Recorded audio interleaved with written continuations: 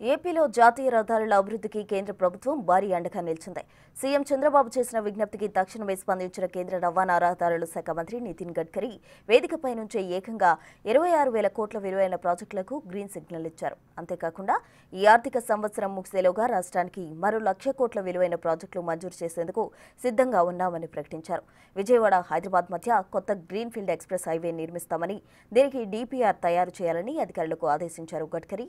ఈ రహదారి నిర్మాణం పూర్తయితే విజయవాడ నుంచి హైదరాబాద్కు 2 గంటల్లోనే చేరుకోవచ్చు.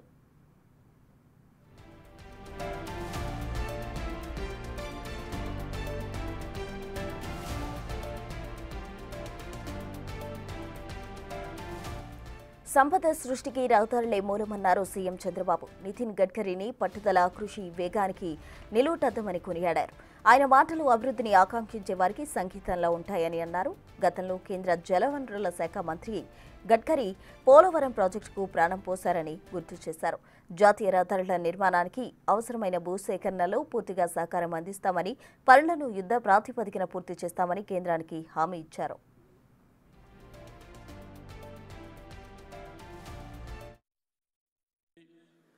నాకు ఏమాత్రం అనుమానం లేదు, ప్రపంచంలోనే నెంబర్ 1 దేశంగా రోడ్ ఇన్ఫ్రాస్ట్రక్చర్ తయారు చేసే శక్తి అటు ప్రధానమంత్రి నరేంద్ర మోడీ గారికి, దాన్ని ఎగ్జిక్యూట్ చేసే సామర్థ్యం గడ్కరీ గారికి ఉన్నాయని చెప్పి కూడా నేను మీకు తెలియజేస్తున్నా.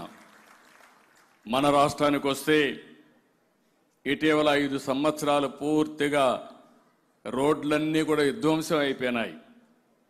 ఒక్క నేషనల్ హైవేస్ కాబట్టి ఎక్కడ కూడా గుంతలు లేవు. అదే నేషనల్ హైవే దిగితే ఇంకా భయంకరమైన నరకం. అన్ని రోడ్లు కూడా శిథిలావస్థకి వెళ్ళాయి. చాలా ఇబ్బంది పడ్డాం.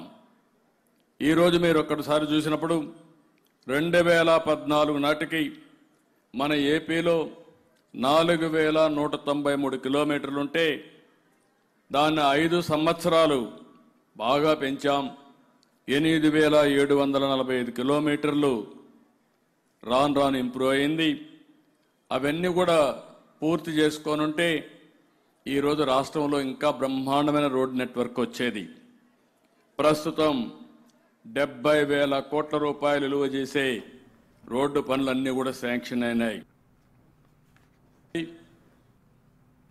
చంద్రబాబు విజ్ఞప్తి మేరకు విజయవాడ, హైదరాబాద్, విజయవాడ, మచిలీపట్నం రహదారులు 6 వరుసలుగా విస్తరించడం, గుంటూరు, వినుకొండ మధ్య 4 వరుసల రహదారి వంటి కీలక ప్రాజెక్టులకు ఆమోదం లభించింది.